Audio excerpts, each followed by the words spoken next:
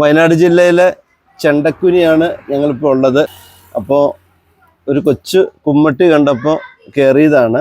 ഉമ്മാന്റെ പേരെന്താ? ആയിഷ. ഐഷ. കുറെ വർഷമായോ ഇവിടെ? ഇവിടെ ഒരു 50 വർഷമായി.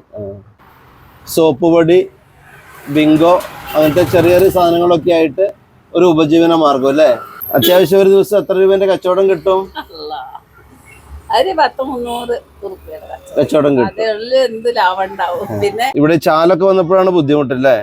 ചാല് വന്നതിന്റെ ബുദ്ധിമുട്ടാണ്, ഉള്ള കച്ചവടം ഇല്ലാതായത്. ഇതിപ്പോ മുറുക്കാൻ കൊടുക്കോ ചുണ്ണാമ്പോ? ആരെങ്കിലും മുക്കാൻ വന്നിപ്പോ ഇത്ര നേരം ആരും വന്നില്ല അല്ലേ? അതാണ് കച്ചവടം. അപ്പൊ അതിലൊന്നും ഉദ്ദേശിക്കാനില്ല. കിട്ടിയത് എന്തെങ്കിലും ഒന്ന് പോയവേ 10 പൈസ കിട്ടിയ അത് അത്രേ ഉള്ളൂ.